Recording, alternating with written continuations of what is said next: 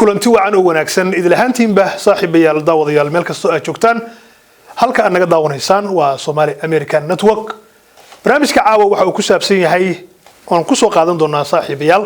gobolka Minnesota waxa ku badan dadka Soomaaliyeed ee soo galootiga ah haddaba 20 sano u dambeeyay dadku waxay la qabsadeen nolosha dalkan waxayna qayb ka noqdeen siyaasadda ganacsiga iyo barnaamijyada kale horumarinta maadaama ay dadka Soomaalida dadka ugu badan ee qaxootiga soo galootiga ay yihiin waxaa maanta barnaamijkayga marti igu ah mid ka mid ah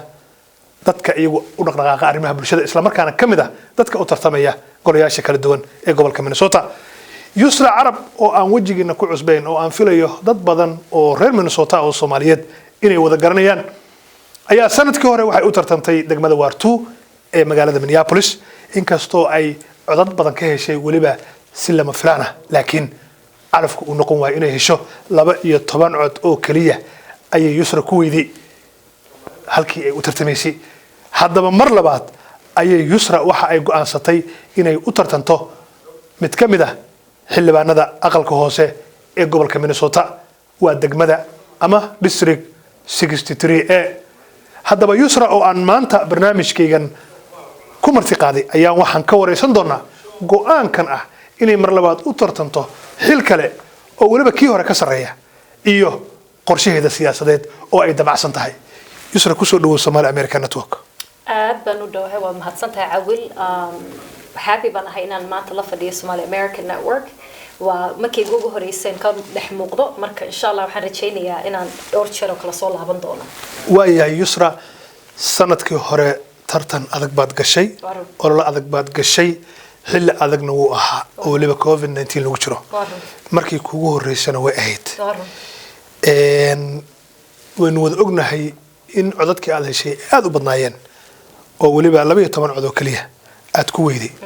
marka loo fiiriyo tartankii hore iyo kan maanta aad go'aansatay maxuu yahay farqa u dhaxeeya waa maxay sababta aad u go'aansatay kii hore isagoo ahaa waqti dhow kan aad hadda u rabtaa inaad u tartanto waa su'aal aad u fiican horta sanadkii hore markaan tartamayay waxaan u tartamayay baahida dadkeena haysatay shacabkeena ee dibka ka taagnaa magaaladeena dhinaca amniga dhinaca guryaha saan hore uga hadalnay oo dadko dhan isku mid ka ahaayeen oo wax gooni u ah Soomaalida aysan ahayn anaka iyo dadka Soomaalida iyo bani'aadamka la degan magaalada iyo state-kaba dib weyn baa haystay marka sababtu taas bay ahayd anigu dadkan u dagaalamay oo wad ogeed arintii booliska ayaa na saameeynayay waxa kale oo na saameynay guryaha oo dadku guryo la'aan ay wada hayso banaanka jiifaan marka tii de ilaahi ima qorino wad ogeed saan shaqeynay waan dadaalnay marka 13 cod 10,000 ruux 13 cod kaliya inaad ku weydo waa iska yar waa calaf ku qorin weeyaan waa sax fahansantahay saasoo tahay xataa Soomaalidu aad bay u dadaashay xataa waxa jiray codayaal badan oo intay Soomaalidu keeneen la tirinin marka sanadkan waxaan rajaynayaa waxyaalihi ka baranay kii hore inaan hadda bedeli karno kursiganna kursi wuxuu ahaa 20 sano horta xaafadu waa xaafadii kursigii hore inta tartamay wuxuu ahaa city councilka kani waa isla xaafadii laakiin se waa guriga hoose ee state-ku u leeyahay oo waa house representative markuu dadku waa dadkii marka oday cadaan ah baa haystay kursigan muddo 20 sano ah wuu iska casilay oo uu ka tagay shaqadii marka baahida xaafada wali ka jirtay ee dadkii intay aad igu dadaaleen aan noqdaan ajnabi aan noqdaan Soomaali ee rabida inaan tago kursiga yaa intay soo waceen waxay dhaheen ku baryeynaa hadda darfaad soo martay intay muxuu ahaa dagaalku kulul yahay kana gal dadkii waa taqaanta wad la hadashay magacaaga way garanayaan xaafada waa xaafadii marka baahiduna waa baahidii wali way jirtaa marka saa daraadeed balkan inuu kii hore lagu qorin baa laga yaabaa balkan isku tijaabi sababtaas baan marka maadaama kaasi uu ahaa golo deegaan ama city council kana uu yahay xildhibaan gobolka Minnesota shaqadu miyay kala badanta way kala badan yihiin hay maxay ku kala duwan yihiin waxay ku kala duwan yihiin baan ku sheegi waxyaalo oo ay city council ka qaban karto uusan xildhibaan ku qaban karin baa jira waa dhinaca amniga waa dhinaca maxaa la dhahaye magaalada markay tahay magaalada lafteeda haday noqoto jidadkii haday noqoto waxyaalaha cusub ee soo kordha waxaad kala xiriiraysaa city council-yadaada anigu saad ogeyd city council 4 sano ka shaqeynayay oo shaqada tu aan aqaanay tahay tanna waa isla tii oo xildhibaannimaduba waa uun dadkii baad u shaqeynaysaa laba jeerkii laakiin markan waxaad ka shaqeynaysaa meelaha koraad ka shaqeynaysaa haday noqoto guryaha waxaad ka fikiraysaa see guryo lacag loo siin lahaa magaalada see guryo cusub oo dhisto haday amniga noqoto waxay noqonaysaa dhinacyada kale amniga booliiska laftiisa aanan ahayn sharciga amniga xukuma ee waxyaalaha hadda jira ee dibka keenaya bal sidii loo bedeli lahaa ee u noqon lahayd cadaaladda shaqadu waa isla sidii wax yar bay kala duwan tahay way adiga shakhsiyan aragtina waa dadweynaha mid ay ka qabaan midna waa mid adigu qabto aragtida naf ahaantaada aad iska qabto ee ah dhinaca kalsoonida iyo qof raba inuu siyaasadii galo qof ceenkaya isu aragtaa imisa ayaa si aaminsan tahay inaad tahay qof bulshadan wax ku soo kordhin karta ee ku nool dalka Mareykanka wallahi saan hore kuugu sheegay waligay isma lahayn meel ba intaad soo istaagto aad isku sharxi doontaa waan ilaaha markhaatiga marka waa uun baahida dadka iyo waxa aan arkay dhowrkii sano ka shaqeynayay city council waa igu kalifay inaan aniga is soo dhiga meesha maadaama aan arag ruux oo anoo kale oo de u furfuran oo shacabkeena iyo waxay dareensan yihiin og oo de ka danqanayo oo caawin kara marka anigu arin horta doorasho gal wax fudud ma aha waad ogtahay weyn ba kala soo raacay sanadka heerkaygoon arkin anigii oo de weyd iga dhacay oo rafaad iyo hurdo la'aan ah wax loo xiiso oo lagu laabto ma aha oo haddaan ilaahay ka cabsado markay dadku ii soo bandhigeen kursigan inay wuu furan yahay bal u tartan sidii horena ma noqonaysa tana ka fudnaan doonto waxaan ka fikiray hooyaday iyo gabadhayda ay kan la tashtay maadaama hadda sanad aan soo marnay rafaad ah mid kale ma ka bixi karnaa su-aashan waxay noqotay sababta u diidaysa maxay tahay ma shaqadan ka soo bixi karin waa maya maxaad ka cabsanaysaa oo aad leedahay marka haddaan ilaahay ka cabsado runta sheeg waxaan tii shalay mar haddana ma rabo mogtahay marka gabadhayda oo 12 jir waxay ku tiraahdaa hooy hadday cabsida taa ka tahay samee hadday tahay ma rabo sida like haddaad ka cabsanayso faraqad cabsi daraadi de bari baad ka shalayn doontaa marka 12 jir saa kugu yiraahdaa waa example u noqdaa waaye dadka isleh yusra shalay tartantay oo waxay u tartantay city council hadday ka soo baad haddana meel kale isku tuurtay inay tahay wax fudud in la tartamo beetaa muujinaysaa dadka aragtida qaba ka waran wallahi tijaabi baan dhihi lahaa hay soo gal horta ka soo bax hal election soo markaa isweydii inaad ku laaban lahayd culaysyada ugu badan oo aad kala kulanto oo aad xataa qofkii kaloo raba inuu tartamiyo uu ka diyaar garoobi karo oo aad u sheegi karto waa maxay halka wax horta laba wax baa jirta dadka ajnabiga Soomaaliga ahayn saad oo la dhaqantay si kula dhaqmaan ee dadkeena saad oo la dhaqantay si kula dhaqmaan waxyaalaha ugu weyn ee la kulmay sanadkii hore waxay ahayd maqaata markaad albaab ku qaraacdo heer oo dhahdo cod baan raadinaya halka waxay kugu horeey kugu dhahayaan 67 waa na kuwii hore ku khasaarnay adim maxaad rabtaa maxaad noo qabanay dhaxaan loo imaaday oo aan codaynay cidnana ma hayno marka waxaan ka rajaynayaa dadka hadda xilalka haysta ee fadhiya ee jooga bal dadkoodii inay ka warhayaan dib walbaba ahaatee waan ogahay inay busy yihiin waan ogahay inay intaa shaqaynayaan bal qadarinta uun abadelaan seeday dadka ka dambeynaya inuu u saameynin waay aragtida ay dadka kaa qabaan adiga maadaama dadweynaha ku dhex jirto Soomaalidu waxay tiraahdaa fulay xantii ma mooga kulleyba waxa ku soo gaaraysa concernka ay adiga dadka kaa qabaan iyo sida ay ku arkaan sidee ku arkaan dadku wallahi horta ilaaha ma hadle wax dib oo weyn ani ma kala kulmin oo waan ognahay Soomaalidu markay jago u tartamayso waa la isxagtaa waa la isdagaalaa waa la isxantaa anigu kulay sanadkii hore taa lama kulmin oo dad ajnabi ahaan la ordayay dadka badankiina supportive bay ahaayeen oo wax maalkooda bixiyay wax xoogooda iyo waqtigooda bixiyay u dhaxeeyeen dadka badankiina wallahi dad igu dhiirigelinay waxay ahaayeen waad ka soo bixi kartaa waad sameyn kartaa samee ka cabsanin marka wax xumaan ah bulshada Soomaaliyeed kala ma kulmin kuwa aan Soomaalida ahayn dee laba u kala dhacaan idan way kula jiraan mise kulama jiraan marka qolooyinkeena ajnabiga ahna hal wax ku fiican yihiin haddaad mar isla hadashaan mabda'aaga u sheegato oo ay ku fahmaan waa kuwii ku garab taagnaada وكامها ريال. ده كوي كل شيء إنه متأجرين إن أو ده واحد آمن سنة آمن سنين dee waxaas kugu imaanaba ma laha Ma jiraan. anigu dadkaygaan u joogaa meesha uma jooga inaan ruux walba happy ka dhigo waaya dhinaca kale dadka Soomaalida waxay leeyihiin dhaqan iyo diin haddana waxaa iska jira waxyaabo soo jireen ah inta badan markaan aragno gabar rabta inay xil qabato ama doonayso inay meel u tartanto consent baan ka qabnaa dhaqan ahaana soo jira diiniyana aan isleeyahay maaragtay dadka ama sida loogu fasiray baa si khaldan ah ama inay gabar maamul qabataba xoogaa way ka diidan yihiin adiga jaaliyadda Soomaalida ka dhalatay culimada odayaasha dhaqanka ragga Soomaalida ah generationku waa labo kuwa waa si wallaahi oo kuwa halkan ku dhashay ama ku koray kuwaas waan ognahay meeshay ka taagan yihiin xaaladan laakiin marka loo eego dadka iyaga hor anigu aan ka mid ah si maasha Allah consent-ka ay qabaan ama su'aalo ma ka hor keeneen ay ku diidayaan tartankaaga ma sa aragtay kuwa ku taageerayo ku garab istaagay adiga horta ma badna inta ruux waa hal iyo dhif inta ku taageeraysa naag anigu ma aaminsan inay xil qaban karta iyo waa iga xaaraan iyo hal iyo labo baan arkay oo been sheegi karo dadka badankii culimo iyo dadka caadiga ah markaad isku daro badankood way garab taagnaayeen way ku faraxsanaayeen de hadday dadkeenu yihiin dad oo jahli oo hoonan oo galeen gabdhuhu inay hormaraan maanan haysaneen intaasoo xildhibaan oo gabdho oo hoona matala marka way iska yar yihiin dadka inta aaminsan ma aragtay inay ka hor imaanayeen waxaan u badan waxaad moodaysaa times are changing people are changing therefore we have more acceptance iyo dad ku aaminsan oo ku aqbalaya oo og haddaan wax kala iraahdana muslimiinta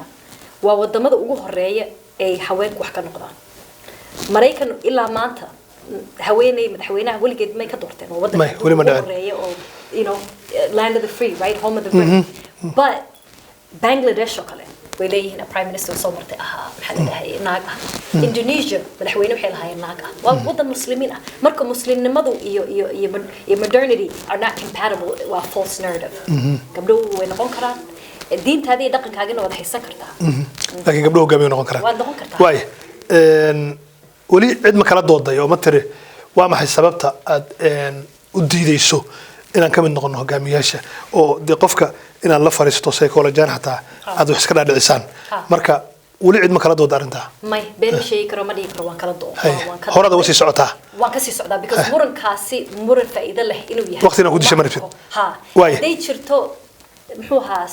aayada saxiix oo diinta ka socota anigu diinta ma beenaynayo waxay diinta ifaraysan waan sameynaya laakiin haday noqoto dhaqan iyo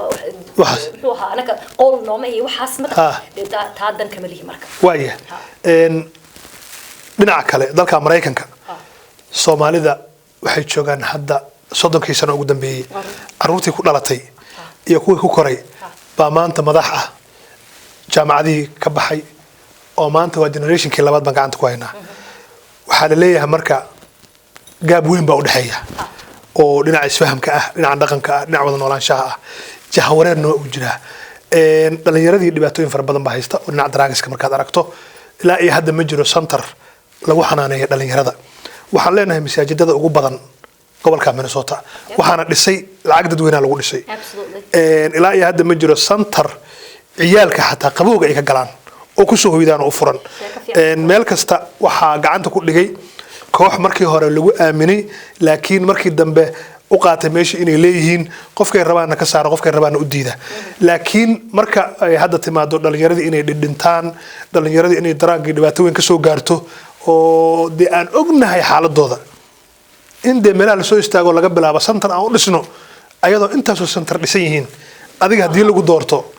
maxaa kaaga qorshaysan arrimaha dhalinyarada horena arintan waan ka hadlay anigu hadda waxaan la shaqeeyaa organization la dhaho Brave Foundation aday muddo 3 week hore waxaan qabanay isku imaansho aan isku keenaynay resources caawinaysa dadkan balwada la dagaalamaya so haday noqoto meel detox ah haday noqoto meel inpatient therapy lagu siinayo oo laga miiriyo daroogada haday noqoto xataa ruux intuu kula hadlo arinkan soo maray oo ku dhigi karo waad ka bixi kartaa meeshaan u mari kartaa oo mar walba rabtay inaad ku laabato arinkii goor taagan ku dhahay may iska daa gaaladu way leeyihiin waxay leeyihiin AA meetings wax la dhaho dadka alcoholka ah u tagaan ee caawiyaan oo laga miiro la caawiyo waxani waa multiple levels kaliya ma aha daroogada cunaysa waxa weeyaan heerkaaga ay saameynaysa adiga ahaantaada ay saameynaysa value-ga leedahay saameynaysa ciyaalkeenuna hal intaan ka shaqayn jiray maxaa la dhahayay magaalada degmada lixaad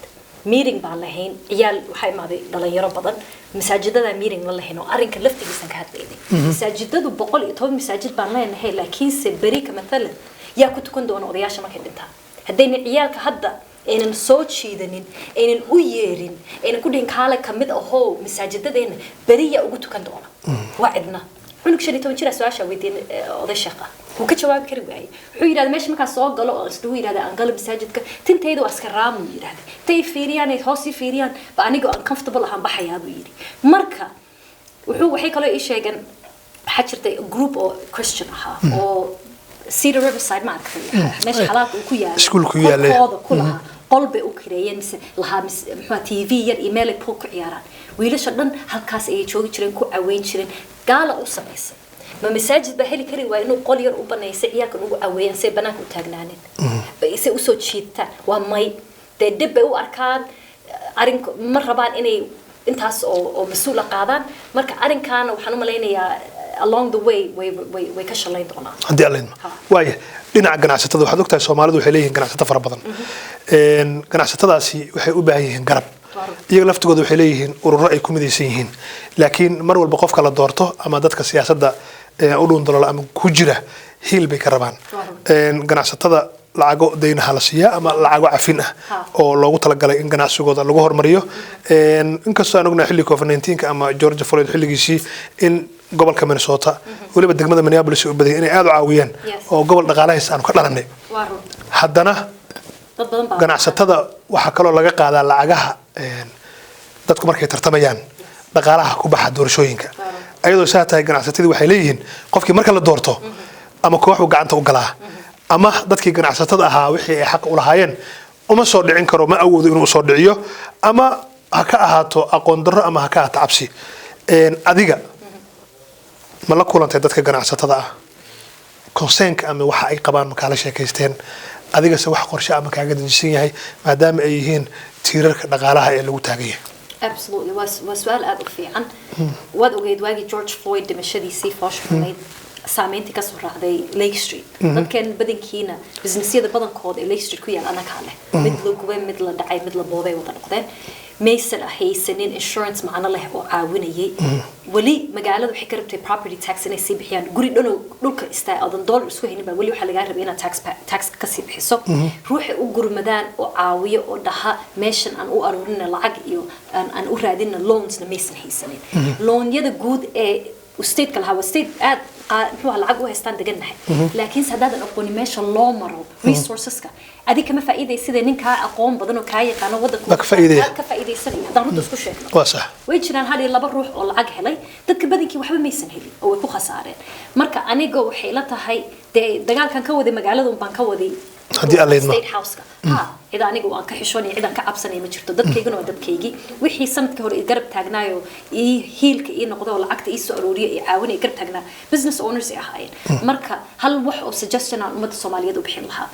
ruux markaan doorano waa ni baryayaa la xisaabtamo intaan ka aamusno oo qaylino oo ka cabaadno oo ka eed sheegano maalintu kugu soo laabta baab kugu qaraacana aad ku siiso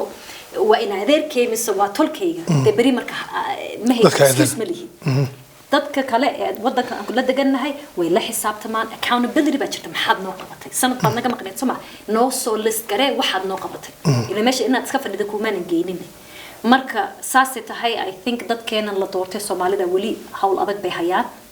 wali waan cusubnahay oo arinkan waan ku cusubnahay marka patience iyo waqti aan siinaan dhig lahaa waan gaari doonaa heer aan la xisaabtanno ajnabi iyo Soomaalideena ruux walba oo doorano codkeena aan ku xisaabtanno way waxaan ku weydiinayaa dhinaca haweenka maadaama adigu aad ka mid tahay haweenka waxay leeyihiin xuquuq badan haweenka Soomaaliyeedna waa hooyooyin Soomaaliyeed halkaan qurbahana aad ugu dhiban hooyooyin badan oo ciyaalkooda la dilay wali ma helin wax xuquuq ah cid daba gashana ma helin ayagoo aaminsan community inuu ka seexday dawladuna aan wax la qaban ragga iyo haweenkuna marka ay timaado dhinaca in la siiyo awood ama gacan la siiyo waxa ku haboon haweenka adiga haweenka Soomaaliyeed ee ku nool gobolkan qaar ahaan degmooyinka u tartamayso ma la sheekaysatay ishiyada ay qabaan ama su'aalaha ay qabaan ma ka soo qaaday hadii lagu doorto waxa aad u qaban karto ma ka sii fikirtay haddaad la kulantayse maxaa kaaga soo baxay arrinka ugu weyn ee maamooyinka amba hooyan ahay gabar 12 jiraan dhalay hooyo ay dhashay ugu soo korisay qurbaha marka dhibka ugu weyn ee hooyooyinkeena haysta waa dhinaca waalid marka ciyaalkana ciyaalka kaliya ma aha ciyaalkooda si u korin lahaayeen ee u hubsan lahaayeen inayna jid xun ka raacin waxaa la soo raacaysa guryaha meelaha aan degannahay saameyn bay nagu haysaa aan magaalada ka degannahay ciyaalkeena saan u korino saameyn bay nagu haysaa shaqooyinka anaku aadna ee maamooyinku aadaan saameyn bay ciyaalkooda ku leeyihiin oo intaad shaqo soo xamaal aad ku maqanta waxaa laga yaabaa 15 jirkaaga banaanka inuu taagan yahay uu darooga iyo dad qalaad uu la socdo marka arrin aad u weyn weeyaan oo qayb waxaa jirta dhaqan ah oon u baahannahay bal inaan Soomaali ahaan ka tashano seen arrinkan u xalin lahayn seen u hubsan seen education u siin lahayn waalidiinteen isfahamka hadda anoo kale af ingiriisna ku hadli karaa Soomaalina ku hadli karaa si fiican baan ku fahmi karaa laakiin gabadhaydu de kulma sheekaysan karto oo isma fahmaysin waalidka iyo cunugiisana markuu isfahmi karin una isfahmayn isla sheekaysan iska warheenin de kama warhaysid cunuga wuxuu ku maqan yahay maalinta uu dhinto umad ogaan mugta صح so taana waa arrin hadda kaliya ama weligii jiray marka ani waxay la tahay the more people aan encourage garayno the more organizations aan build garaysano hadda sidaan ka hadlay brave waxay la shaqaysaa maamooyinka gabdhaha waxaan barnaa dhaqankooda diintooda si iskugu faraxsanaadaan si qiimo u leeyihiin sanan de dulba loo duufsanin aynan muxuu u iloobo waxay u taagan yihiin marka waa arrin aad u weyn oo ma dhihi karo kulligii waan xallin karaa laakiin inta ka qaban karo waan ka qaban way qorshaha doorashada ololahaaga goorma bilowday goorma ku egyahay xagee wax ku marayaan dadka Soomaalida ee maanta ka daawanaya Somali American Networks maxay tahay fariinta aad u hayso oo aad halkan u marinayso maanta horta doorashadeedu mar dhow baan bilaabay oo adi muddo 3 week ka hor uu iska casilay odayga shaqada haystay week baan qaato ka soo fikirayay bal shaqadan ka soo bixi karaa waxa inaan ka soo bixi karaysa ka horeysa inta madax la gelin moqti mar allaal marka decide garaysa inaad hawsha qabanayso waa inaad 100% u baraartaa marka adi week 2 week hor baan aan decision ka qaatay waan sameynaya waan ku dhawaaqay hadda waxaan ku guda jirnaa caucuseski wixii la dhihi lahaa waa tirakoobkii xaafadaha oo doorashadii weyneed ma aha waxay ku eg tahay February koodeeda hadda dad badan oo kulli halka laga daawanaya albaabka ku qaraacay oo waan diiwaan gelinay marka diiwaan gelintii baa socota hadda albaabada igu aragto ay karahsanin maxaa la dhahay tiiba marka ku guda jirnaa taana waxaan rabnaa aan rajaynaynaa inaan helno nominationka Democratic Party-ga marka taaban hadda aan ka shaqaynaynaa doorashada weyn waxay dhici doontaa August oo primary-ga waa meesha lagu kala harayo wixii DFL oo isla wada ordaya halkaas ku kala harayaan oo doorashada weyn ee November waxay noqonaysaa mid adiga iyo party kale oo Republican ko kala ah ina ku tartantaan long way baa ku sugaya yes waqti dheer baa ku sugaya yes waayahay Yusra waan soo gabagabeynaya barnaamijka ma jira fariin kale aad rabto inaad u mariso Somali American Network dadka waxaan fariinta u dir lahaa ummadda Soomaaliyeed ee ku xiran channelkan waxa weeyaan waxaan dhihi lahaa way iska dib badan tahay arrintan siyaasad markay noqoto oo kulligeen wax badan baan kala aaminsanahay ruux walba isaga u gooni u aaminsan yahay yes open minded ahaadan dhihi lahaa oo ka qayb gala si walba aad u karaxsanaysin si walba naliid dhibayo at the end dadkan waa dadka u baxsan doontii waa halka ruuxi adiga isku afka tihiin isku dhaqanka tihiin isku diinta tihiin oo bari wad u baahanaan sid aad u martaad rabtaa marka intuu ruux ajnabi ah kursiga ku fadhin la meel aad u marta aad garan lahayd dad badan albaab ku qaraaco waxa jira maanta igu dhahay meeshan bariyaha xukuma wax xukuma ma aqaanay aan ku lahaa ninkii xukuman 20 sano joogay haddana uu iska casilay marka waxaan dhilaha noo dulqaata waan ogahay inay dib badan tahay siyaasaddu laakiin se waa meesha aan bari rabno inaan meel fog ku gaarno ciyaalkaaga ay ka baxaan dhibkan hadda ku jirno haddii aleedma waayahay Yusra aad iyo aad baad u mahadsan tahay anigoo aan filayo inayna ahayn markii shookin horeysay oo aynu ku kulanno interview oo aad caawin la fariisato waxaan rajaynayaa hadduu Allah wada ogolaado marar kalena inaynu saragno campaign-kaagana dadka Soomaaliyeed baan ka mid nahay hadda adigu maanta xil qabato anaguna waxaan nahay dad aad garab u noqon karto insha Allah anaguna maalinta aad baahan tahay aan garab ku noqonayna waad mahadsantahay saaxiibayaal daawadayaal barnaamijkii aan wareysiga kaga qaaday Yusra Carab oo u tartamaysa xildhibaan aqalka hoose ee gobolka Minnesota ee dalka Mareykanka ayaan inta ku soo gabagabeynaya waxaadna kala socoteen Somali American Network saaxiibayaal barnaamijyada aanu